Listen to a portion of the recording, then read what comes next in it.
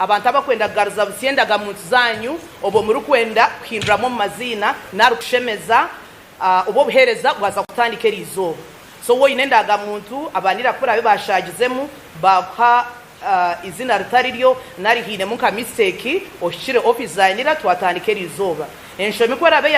yakozwe abanira nza kuhindura busha turashashure konka wani wori kwenda kuhindura enshobine yawe noza kushashure cye mitwara abiri niwe turebe kwengu twakoraho abana bitwahanche bakiriyo mu mashomero hagati yo mwaka gwa 0 kikamyaka 15 wayikize 16 obwire nubwobwe no ijana ni namba yawe oshire office yanira niwe tukandikise obundo okatungendaga muntu yawe eyo kubanza okansabere rero mu mashomero kuriyo kugenda misho konko kushaba kwituno kumwe nushabango bana mubahereze ndangamuntu zanyu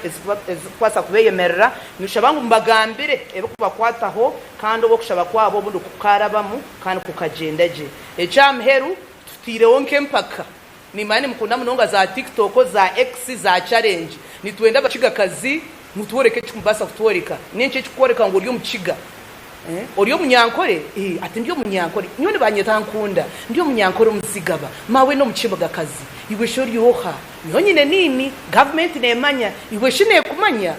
so nitwenda omuntu nkobo mwami wafono kwalinga atero tukolo bulunja ajja kuba naye mwali mu mutagi ngate tutambuze tulage vibe ate challenge ne kwate power ekigendedwa kyekiriwa omwana nga bwayimba buli obuyimba bwa baba black sheep kuluno kiriza yimba oluyimba olumusuuta olumuwana olumulaga nti muna Uganda abayina rap mu ghetto nga goli wakabichali waffe tukubire mu rap amanyi okuyimba tulageeko waka amanyi ebisoko amanyi poem tukulinze labisa abasoga mweregeto bwerere abakidi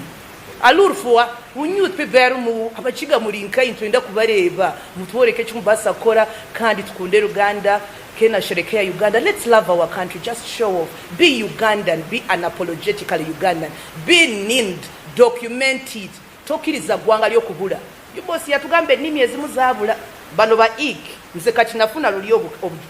obubaka ngaguni nga pastor ngamba njo mwami wanga ajja kuva mba ik nisingalaba yo mu ik ndoza mu TikTok challenge bye tugenda okola mu ik analabika anobo oli awonezira mu amanyi tyo mwami wange jali mwebale nnyo banaye twagale Uganda tujumbire ate twewandi